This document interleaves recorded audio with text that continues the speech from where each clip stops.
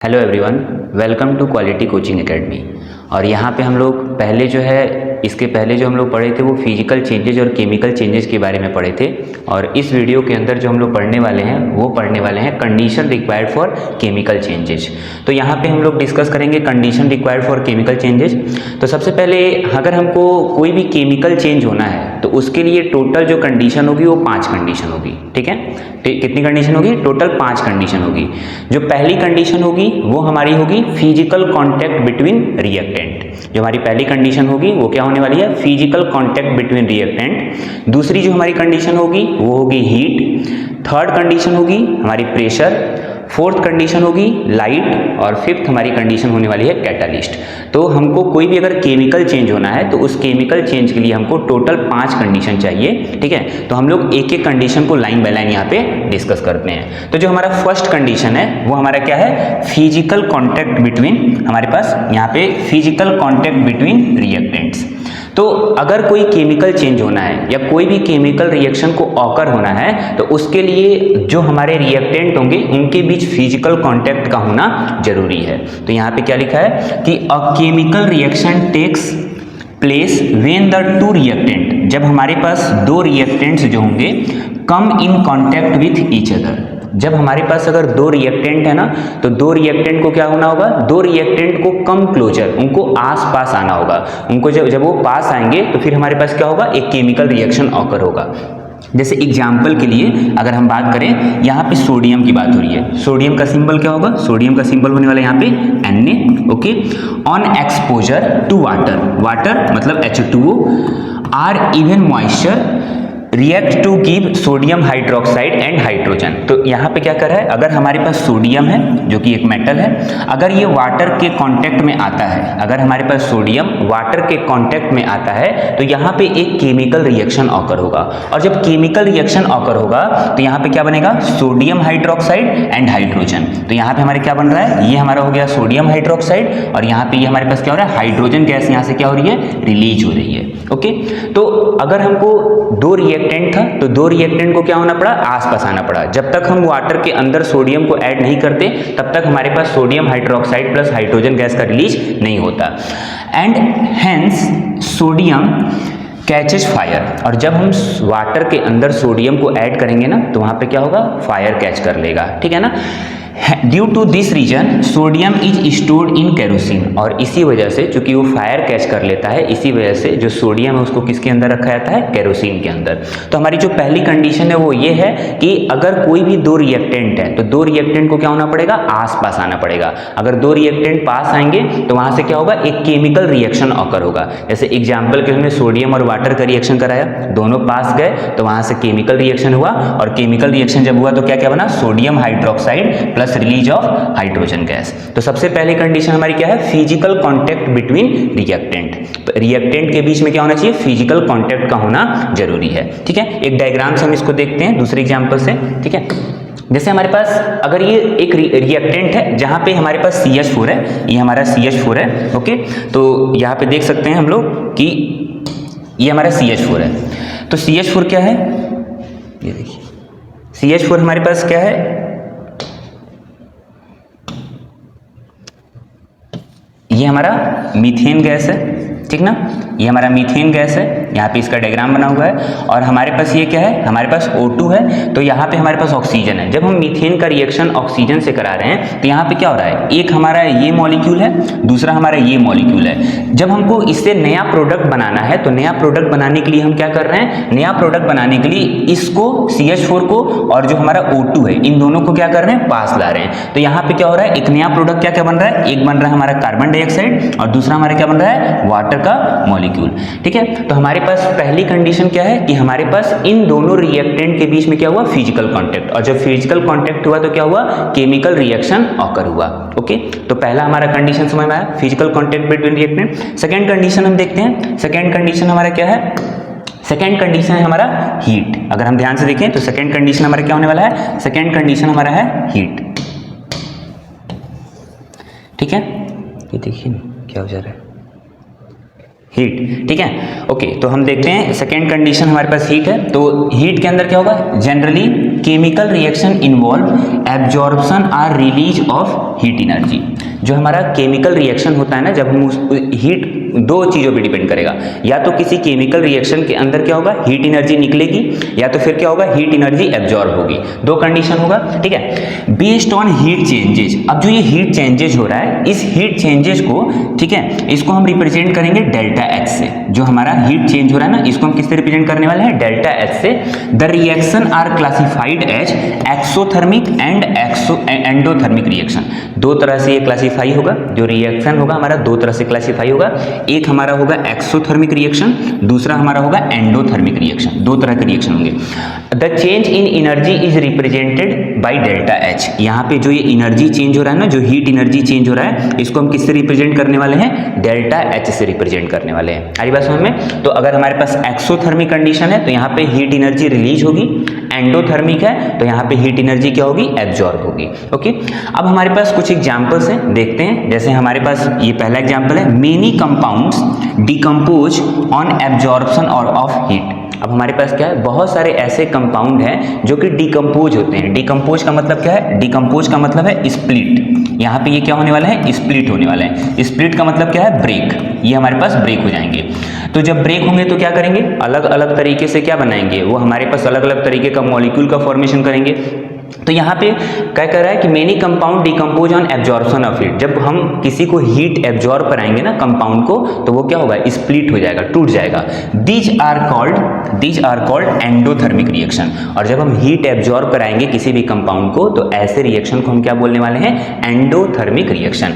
And there delta H, जो ये delta H से हम रिप्रेजेंट कर रहे थे, इज ऑलवेज पॉजिटिव। तो एंडोथर्मिक रिएक्शन के लिए, जो एंडोथर्मिक रिएक्शन होगा उसके लिए जो डेल्टा एच की वैल्यू होगी वो हमेशा कैसे होने वाली है, पॉजिटिव होने वाली है। आ रही बात समझ में। पहली बात, जो हीट चेंज था उसको डेल्टा एच से रिप्रेजेंट कर रहे थे, और एंडोथर्मिक रिएक्शन है जिसमें हम हीट को एब्जॉर्ब करा रहे हैं किसी केमिकल रिएक्शन के अंदर।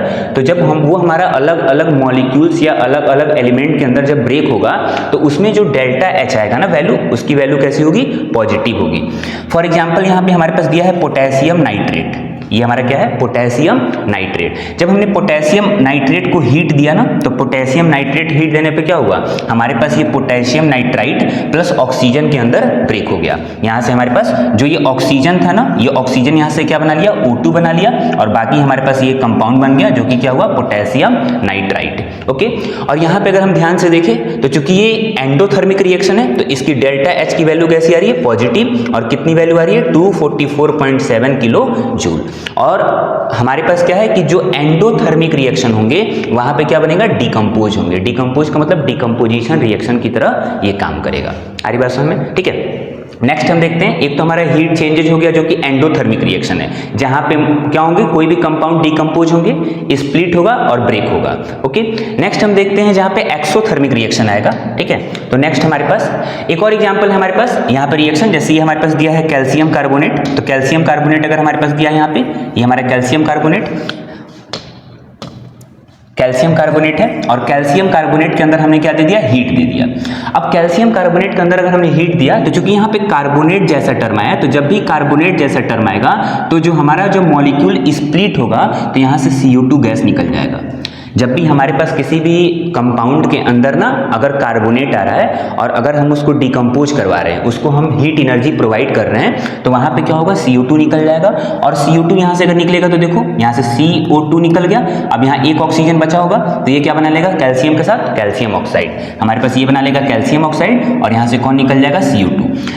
क्योंकि ये भी हमारा रिएक्शन कैसा है, एंडोथर्मिक रिएक्शन, तो इसके लिए भी जो डेल्टा एच होगा वो कैसा होने वाला है, पॉजिटिव। और यहाँ पे इसके लिए वैल्यू कितनी आएगी, 178 किलो जूल। ओके, समझ में। तो हमारे पास एंडोथर्मिक रिएक्शन में क्या होता है कि कोई भी कंपाउंड है उसको हम हीट एनर्जी देंगे। जब हीट एनर्जी देंगे तो वो अलग अलग मॉलिक्यूल्स के अंदर क्या होगा, ब्रेक हो जाएगा, और उसके लिए डेल्टा एच कैसा होने वाला है, पॉजिटिव होने वाला है। और कुछ ऐसे भी हमारे पास केमिकल रिएक्शन है, जैसे certain chemical reaction such as combustion. अब जैसे कंबस्टन रिएक्शन है, ठीक है ना, are associated with release of heat energy. अब यहाँ पे क्या हो रहा है, हीट एनर्जी निकल रहा है। एंडोथर्मिक में हम लोग क्या कर रहे थे, हीट एनर्जी दे रहे थे। तो जब यहाँ पे हीट एनर्जी निकलेगा तो ऐसे रिएक्शन को हम क्या बोलने वाले हैं, these are called exothermic reaction. ऐसे रिएक्शन को हम क्या बोलने वाले हैं, exothermic reaction. And there delta H is negative, और इसके लिए जो डेल्टा एच की वैल्यू होगी वो निगेटिव होगी। तो हीट चेंजेस दो तरह के हो रहे हैं, ठीक है ना, एक हमारा एंडोथर्मिक रिएक्शन, एक हमारा हो रहा है एक्सोथर्मिक रिएक्शन। एंडोथर्मिक रिएक्शन में डिकम्पोजिशन हो रहा है, एक्सोथर्मिक रिएक्शन में कंबस्शन हो रहा है। एंडोथर्मिक रिएक्शन जब है तो उसके लिए डेल्टा एच पॉजिटिव है, एक्सोथर्मिक जब रिएक्शन है तो उसके लिए डेल्टा एच निगेटिव है। जैसे एग्जांपल के लिए ये हमारे पास मीथेन है, ये एग्जांपल अभी हम लोगों ने पीछे देखा भी है फिजिकल कांटेक्ट बिटवीन रिएक्टेंट में, और यहाँ पे ये ऑक्सीजन है। जब हमने इस मीथेन गैस को ऑक्सीजन के प्रेजेंस में रिएक्शन कराया तो ये क्या बना लिया, कार्बन डाइऑक्साइड प्लस वाटर, और यहाँ से क्या हुआ, हमारे पास हीट एनर्जी क्या होगी, रिलीज हो जाएगी। और चूंकि ये एक्सोथर्मिक रिएक्शन है, तो चूंकि एक्सोथर्मिक रिएक्शन है तो इसके लिए जो डेल्टा एच की वैल्यू आएगी वो कैसी आएगी, निगेटिव आएगी, इसके लिए निगेटिव आने वाली है। और यहाँ पे इसकी वैल्यू कितनी है, 890.4 किलो जूल। ओके, तो हमारे पास दो तरह के हीट चेंजेस थे, आई होप आपको क्लियर होगा, एंडोथर्मिक एंड एक्सोथर्मिक। ओके, तो नेक्स्ट हम देखते हैं इसको थोड़ा सा डायग्राम के थ्रू। ओके, तो यहाँ पे हम देख सकते हैं कि हमारे पास ये दो डायग्राम है, एक हमारा जो है एंडोथर्मिक है। एंडोथर्मिक मतलब क्या है, एंडोथर्मिक में मैंने ऑलरेडी आपको बताया, एंडो मतलब होता है हमारे पास इन, ठीक है ना, और हमारे पास ये जो एंडो है इसका मतलब है इन, जो थर्मल है यहाँ पे थर्मिक वर्ड, इसका मतलब हमारे पास क्या है, हीट है। तो यहाँ से हीट क्या होगा, हीट इन होगा, मतलब यहाँ पे हीट एब्जॉर्ब होगा। हम इसको क्या कर रहे हैं, हीट को सप्लाई कर रहे हैं। ये हमारे पास देखो हीट को यहाँ पे क्या कर रहे हैं, ये पूरा का पूरा हम इसके अंदर हीट को सप्लाई कर रहे हैं। अगर हम इसको हीट सप्लाई कर रहे हैं तो यहाँ पे क्या होगा, इसके लिए जो हीट चेंज होगा वो कैसा होगा, डेल्टा एच, और इसकी वैल्यू कितनी आती है, हमारे पास पॉजिटिव होती है। जब भी कोई एंडोथर्मिक रिएक्शन होगा तो उसके लिए डेल्टा एच कैसा आने वाला है, पॉजिटिव आने वाला है। दूसरा हमारा कौन है, एक्सोथर्मिक, और एक्सोथर्मिक का मतलब क्या है, एक्सो का मतलब यहाँ पे क्या है, जो हमारा एक्सो है, एक्सो का मतलब हमारा यहाँ पे एग्जिट, और एग्जिट का मतलब क्या होने वाला है, आउट। और यहाँ से थर्मिक का मतलब क्या होने वाला है, हीट, तो यहाँ से हीट क्या होगा, आउट होगा।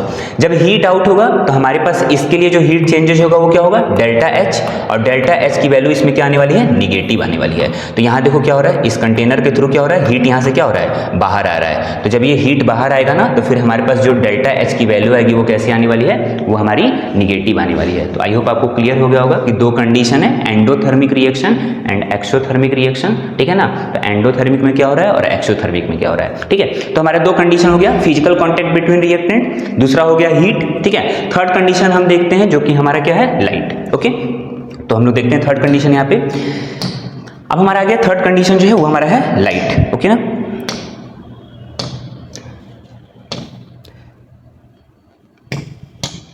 हमारा ये जो है लाइट। अब क्या है, तीसरी कंडीशन, किसी भी केमिकल चेंज को होने के लिए क्या चाहिए, लाइट, ठीक है ना।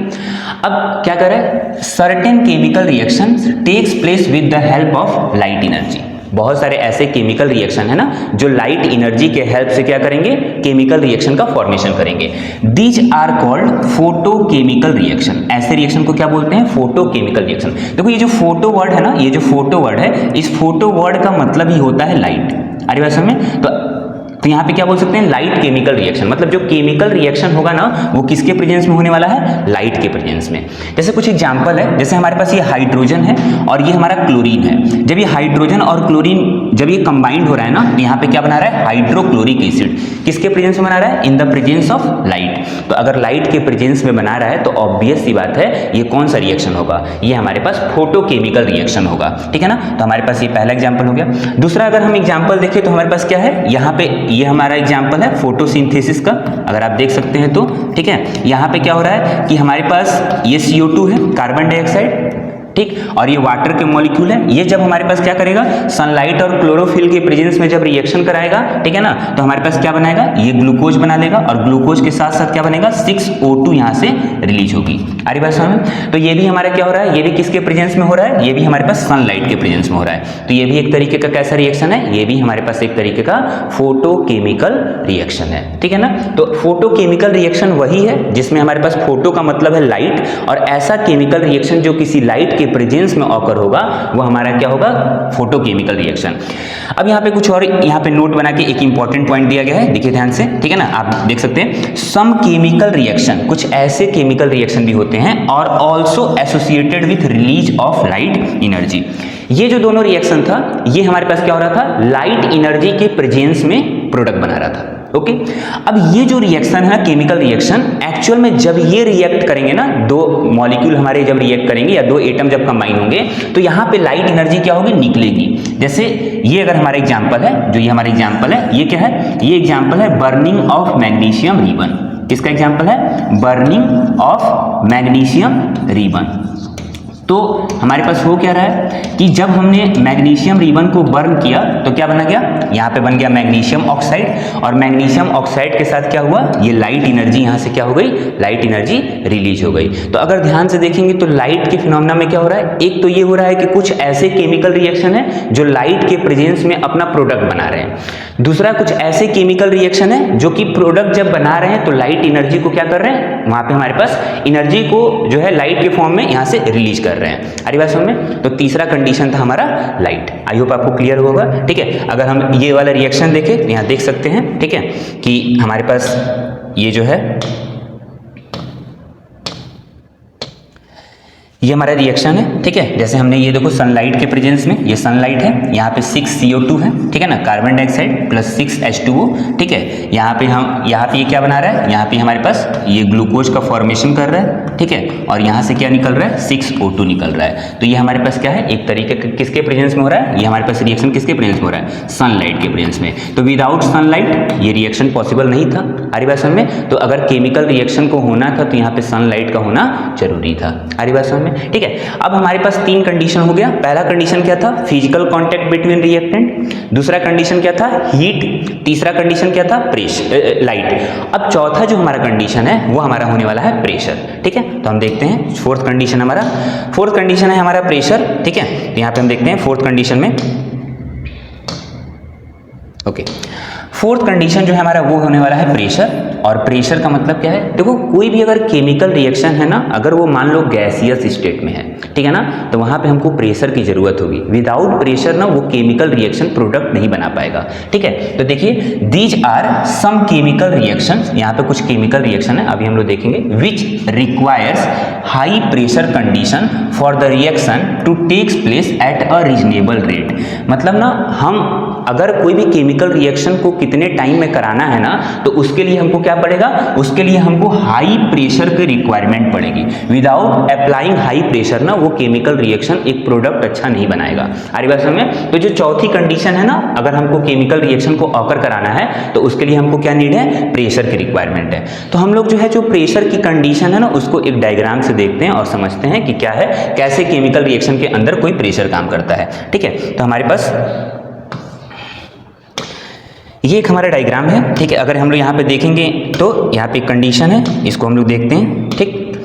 अब देखो हमारे पास कह रहा है ये जो हमारा किसी केमिकल रिएक्शन के अंदर जो प्रेशर होगा वो कैसे काम करेगा। तो अगर हमारे पास मान लो गैसेस के मॉलिक्यूल हैं, एक हमारा देखो इस कंटेनर में रखा गया है और ये हमारा दूसरा इस कंटेनर में रखा गया है। क्या बोल रहा है, the rate of reaction between gases is increased by increased pressure.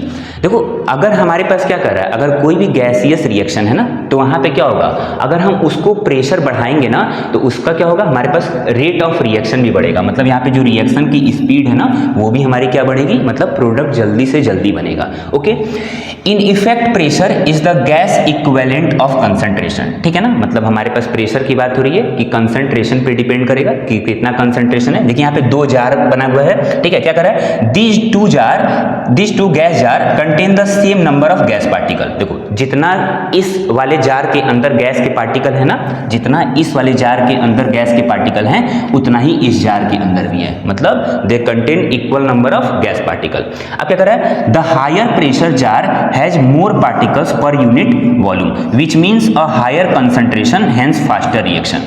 क्या कर रहा है, जो हायर प्रेशर जार है ना उसके पास क्या है, ज्यादा पार्टिकल्स है पर यूनिट वॉल्यूम। इसका मतलब उसका कंसंट्रेशन क्या है, ज्यादा है, ठीक है ना, और इसीलिए उसमें फास्टर रिएक्शन होगा। तो यहाँ पे क्या कर रहा है, देखो ये हमारा एक जार है और ये एक जार है, तो इसमें क्या कर रहे हैं, इसमें जो ये छोटे छोटे पार्टिकल्स बने हुए हैं ना, ये जो छोटे छोटे, ये एक दूसरे से बहुत डिस्टेंस बना के हैं, और जब डिस्टेंस बना के है ना, इसका मतलब क्या हो रहा है कि यहाँ पे प्रेशर क्या हो रहा है, प्रेशर यहाँ पे कम लग रहा है, और प्रेशर कम लग रहा है तो क्या होगा, लो प्रेशर होने की वजह से क्या है, पार्टिकल्स फार अपार्ट। और यहाँ पे अगर दूर दूर पार्टिकल है ना, तो यहाँ पे जो केमिकल रिएक्शन हो रहा होगा ना, वो भी हमारा क्या होगा, केमिकल रिएक्शन जो ऑकर होगा वो भी हमारा कैसा होगा, स्लो होगा। आ रही बात समझ में। दूसरा अगर यहीं पे देखोगे ना, जब हमने प्रेशर को हाई कर दिया, जब ये प्रेशर को हाई कर दिया, पार्टिकल्स क्लोजर टुगेदर, अब ये पार्टिकल्स क्या आ गए, पास आ गए। जब पार्टिकल्स पास आ गए ना, तो यहाँ पे जो केमिकल रिएक्शन होना था ना, इट विल फास्ट। अब इसका मतलब क्या हुआ कि भाई अगर एक केमिकल रिएक्शन से हमको प्रोडक्ट बनाना है ना, अगर दो रिएक्टेंट हमको कंबाइन करके अगर हमको एक प्रोडक्ट बनाना है गैसियस स्टेट में, तो उसमें अच्छा खासा आपको प्रेशर देना पड़ेगा। जब आप प्रेशर अप्लाई करेंगे ना, तो यहाँ पे क्या होगा, हायर प्रेशर फास्टर रिएक्शन, मतलब जितना अच्छा आप प्रेशर को प्रोवाइड करेंगे ना, उतना ही अच्छे से उसका रिएक्शन क्या होगा, फास्ट होगा। तो हमारे पास प्रेशर की कंडीशन थी, आप किसी भी गैसियस वाले केमिकल रिएक्शन के अंदर विदाउट अप्लाइंग प्रेशर उसका अच्छा खासा प्रोडक्ट नहीं बना सकते हैं, ठीक है ना। तो हमारे पास फोर्थ कंडीशन क्या था, प्रेशर था, ठीक है। इसके बाद जो हमारा फिफ्थ कंडीशन है, लास्ट कंडीशन, वो हमारा क्या होने वाला है, वो हमारा होने वाला है कैटालिस्ट। आ रही बात समझ में। फिफ्थ कंडीशन हमारा क्या हो जाएगा, कैटालिस्ट। ओके, सो ये हमारा है फिफ्थ कंडीशन, जिसको हम बोलने वाले हैं कैटालिस्ट, ठीक है। अब कैटालिस्ट को सुन लीजिए क्या होता है। कैटालिस्ट का काम ये है ना कि कैटालिस्ट किसी भी रिएक्शन की रेट को बढ़ाता है, ठीक है ना। कैटालिस्ट का काम क्या है, रिएक्शन की रेट को बढ़ाना, रिएक्शन की स्पीड को बढ़ाना। कैटालिस्ट के दो टाइप होते हैं, एक टाइप होगा पॉजिटिव कैटालिस्ट, दूसरा होगा निगेटिव कैटालिस्ट। कितने टाइप होंगे, दो टाइप, एक पॉजिटिव कैटालिस्ट, एक निगेटिव कैटालिस्ट। पॉजिटिव कैटालिस्ट का काम क्या है कि वो रिएक्शन की स्पीड को बढ़ाएगा, वहीं पे निगेटिव कैटालिस्ट का काम क्या है कि वो रिएक्शन की जो स्पीड बढ़ रही थी ना, उसको बिगाड़ने का काम करेगा। ओके, तो यहाँ देखते हैं, अब कैटालिस्ट इज ए सब्सटेंस। अब ये बड़ी इंपॉर्टेंट बात है कि कैटालिस्ट भी एक सब्सटेंस है। आ रही बात समझ में। हो सकता हो कोई मॉलिक्यूल हो जाए, वो कोई कंपाउंड हो जाए, वो कोई हमारा जो है एलिमेंट हो जाए, okay, that altars the rate of a chemical reaction, जो कि क्या करेगा, केमिकल रिएक्शन की स्पीड को क्या करने वाला है, बढ़ाने वाला है। जनरली अ कैटालिस्ट स्पीड्स अप अ केमिकल रिएक्शन। जनरली क्या हो रहा है, एक कैटालिस्ट का काम क्या हो रहा है, वो केमिकल रिएक्शन की स्पीड को बढ़ा रहा है, और जो केमिकल रिएक्शन को स्पीड को बढ़ा रहा है, दे आर क्या कर रहा है, they are termed as positive catalyst. ध्यान देखिएगा, ये क्या कहलाएंगे, ये कहलाने वाले हैं पॉजिटिव कैटालिस्ट। अब इन कंट्रास्ट टू या in comparison to the negative catalyst, अब देखिए निगेटिव कैटालिस्ट की बात हो रही है, विच। अब ये विच वर्ड किसके लिए लगा है, निगेटिव कैटालिस्ट के लिए। आ रही बात समझ में। जो निगेटिव कैटालिस्ट है वो क्या करने वाला है, डेटोरिएट, यहाँ पे मतलब इसका मतलब ये है कि ये काम बिगाड़ने का काम कर रहा है, to the rate of a chemical reaction. जो केमिकल रिएक्शन की स्पीड बढ़ रही थी ना पॉजिटिव कैटालिस्ट के द्वारा, अब निगेटिव कैटालिस्ट क्या करेगा, उस केमिकल रिएक्शन की जो स्पीड थी ना, उसको बिगाड़ने का काम करेगा। आ रही बात समझ में। तो कैटालिस्ट एक सब्सटेंस है जो कि रेट ऑफ रिएक्शन को बढ़ाएगा। दो तरह के कैटालिस्ट होंगे, एक पॉजिटिव एक निगेटिव। पॉजिटिव क्या कर रहा है, रिएक्शन की स्पीड को बढ़ा रहा है, निगेटिव क्या कर रहा है, जो रिएक्शन की स्पीड बढ़ रही है उसको बिगाड़ने का काम कर रहा है। ओके, अब हम लोग देखते हैं कुछ और बातें। कैटालिस्ट, ये हमारा नोट में हो जाएगा इंपॉर्टेंट बात। Catalyst is written above the arrow in any chemical reaction. अब कोई भी अगर हमारा कैटालिस्ट है ना, तो उस केमिकल रिएक्शन के जो एरो होता है ना, जो हम रिएक्टेंट और प्रोडक्ट के बीच में जो एरो बनाते हैं, इसके ऊपर लिखा जाएगा, यहाँ पे ऊपर जो इसके ऊपर लिखा रहेगा वो हमारा क्या होगा, वो हमारा कैटालिस्ट होगा। ओके, एग्जाम्पल के लिए यहाँ पे देखिए ये N2 है, ओके, और ये हमारा क्या है 3H2, मतलब हमारे पास ये अगर देखोगे तो नाइट्रोजन और यहाँ पे 3 मोल के हाइड्रोजन है, क्या बना रहा है, अमोनिया बना रहा है।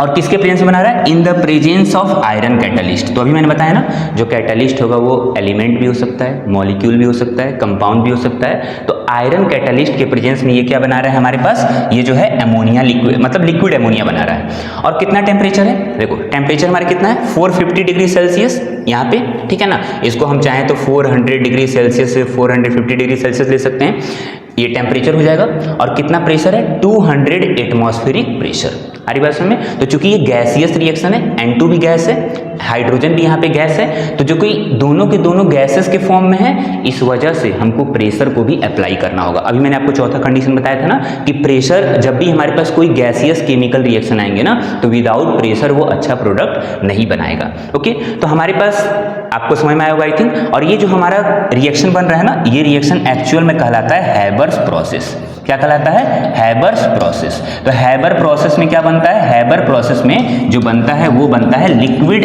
एमोनिया का फॉर्मेशन। ठीक है, लिक्विड एमोनिया कैसे बनता है? नाइट्रोजन प्लस हाइड्रोजन से। आ रही बात समझ में? ठीक है, जैसे देखते हैं इसको थोड़ा डायग्राम से हम समझने की कोशिश करते हैं यहाँ पे। ओके, देखो ठीक, यहाँ पे हम देखते हैं।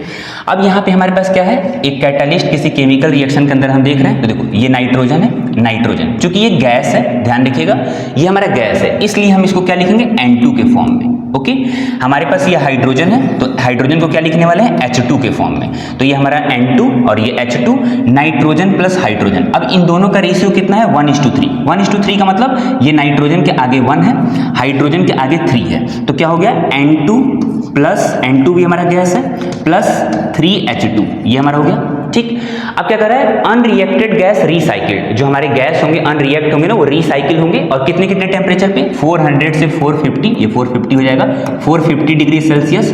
कितने एटमॉस्फेरिक प्रेशर पे? 200 एटीएम। 200 एटीएम क्यों ले रहे हैं? क्योंकि ये दोनों हमारे गैसेस के पार्ट हैं। और यहाँ पे क्या लगने वाला है? Iron catalyst. ये हमारे पास क्या होने वाला है? Iron catalyst. तो अगर हम यहाँ पे रिएक्शन को बनाएं तो क्या क्या हो रहा है? पहली कंडीशन क्या है कि हमारे पास 400 से 450 डिग्री सेल्सियस ले रहे हैं। ओके, 200 एटमॉस्फेरिक प्रेशर ले रहे हैं, और यहाँ पे कौन सा कैटालिस्ट ले रहे हैं? आयरन। और फिर ये क्या बनाएगा? Gases are cooled and ammonia turns to liquid. अब उस गैसेस को क्या करेंगे? जो नाइट्रोजन और हाइड्रोजन है ना, उस गैसेस को कूल करेंगे, और कूल करने के बाद जो एमोनिया होगा वो किसमें फॉर्म हो जाएगा? लिक्विड के अंदर। जैसे ये पहले गैसेस के फॉर्म में था, जो नाइट्रोजन और हाइड्रोजन था ना, वो पहले क्या था? गैसेस के फॉर्म में था। जैसे ही मैंने उस पर टेम्परेचर 400 से 450 डिग्री सेल्सियस लगाया और 200 एटमॉस्फेरिक प्रेशर लगाया, तो जो गैसेस थे ना, अब वो गैसेस लिक्विड में कन्वर्ट हो गए। और जब लिक्विड में कन्वर्ट हो गए ना, तो फिर ये क्या बना लिया? Liquid ammonia. और इसलिए जो हमारा यहाँ पे NH3 बनेगा ना, ये कितना मोल का बनेगा? 2NH3। आ रही बात समझ में? तो ये हमारा कैटालिस्ट का काम है। तो आई होप आपको समझ में आया होगा कि कैटालिस्ट दो तरह के थे, पॉजिटिव निगेटिव। ओके, और कैटालिस्ट को कहाँ पे लिखते हैं? एरो के ऊपर। जैसे मैंने यहाँ पे आयरन को लिखा है। और ये हमारा जो प्रोसेस था, इसका नाम मैंने अभी आपको बताया है कि इसका प्रोसेस का नाम क्या होगा? Haber's process. ओके, तो आई होप कि आपको ये वाला लेक्चर समझ में आया होगा। ठीक है, तो एक बार मैं आपको रिवाइज करा रहा हूँ, सुनिए ध्यान से मैंने क्या क्या बताया आपको। ठीक है, टोटल जो है मैंने ये बताया आपको कि अगर हमको कोई भी केमिकल रिएक्शन या केमिकल चेंज होना है तो उसके लिए 5 कंडीशन चाहिए। 5 कंडीशन। पहला कंडीशन चाहिए फिजिकल कॉन्टैक्ट बिटवीन रिएक्टेंट। दूसरा कंडीशन चाहिए हमारे पास हीट। हीट के अंदर हमारे पास 2 तरह के रिएक्शन ऑकर होंगे हीट चेंजेस के बेसिस पे। जब हीट चेंज होगा तो उसको हम किससे रिप्रेजेंट करने वाले हैं? डेल्टा H से। और 2 तरह का रिएक्शन होगा, एक होगा एक्सोथर्मिक। एक्सोथर्मिक में हीट एनर्जी रिलीज होगी और उसके लिए जो डेल्टा H होगा वो निगेटिव होगा। दूसरा होगा एंडोथर्मिक। एंडोथर्मिक में क्या होगा? हीट एनर्जी एब्जॉर्ब होगी और उसके लिए जो डेल्टा H होगा वो पॉजिटिव होगा। ये हमारा हीट वाला कॉन्सेप्ट था। तीसरा मैंने आपको बताया लाइट, जिसमें मैंने बोला कि लाइट वाले जितने भी रिएक्शंस होते हैं वो सब क्या कहलाते हैं? Photochemical reaction. और फोटोकेमिकल रिएक्शन का मतलब क्या था? फोटो का मतलब था लाइट, मतलब in the presence of light the chemical reaction will takes place. Okay, मतलब लाइट के प्रेजेंस में केमिकल रिएक्शन होगा। आ रही बात समझ में? तो तीसरा कंडीशन था हमारा लाइट। चौथा कंडीशन मैंने आपको क्या बताया? प्रेशर। अगर कोई भी गैसियस रिएक्शन है ना, तो गैसियस रिएक्शन के लिए हमको मोस्ट इंपॉर्टेंट चीज क्या चाहिए? प्रेशर चाहिए। Without applying pressure the chemical reaction will not takes place. Okay, और लास्ट कंडीशन मैंने आपको क्या बताया? जो कि हमारा था कैटालिस्ट। कैटालिस्ट का काम क्या है? Alter the rate of A reaction. Reaction की स्पीड को बढ़ाना। जितना अच्छा पॉजिटिव कैटालिस्ट होगा उतना ही अच्छा रिएक्शन की रेट बढ़ेगी। ठीक है, तो आई होप आपको 5 कंडीशन समझ में आ गए होंगे। ठीक है ना? अगर आपको इसमें फिर भी कोई केमिकल रिएक्शन के चेंजेस या कंडीशन में कोई डाउट आता है तो आप नीचे कमेंट कर सकते हैं। ठीक है, और अब हम लोग जो है नेक्स्ट वाले वीडियो में मिलते हैं, जो कि हमारा नेक्स्ट वीडियो क्या आएगा? Sign of a chemical reaction. Okay, ठीक है, थैंक यू।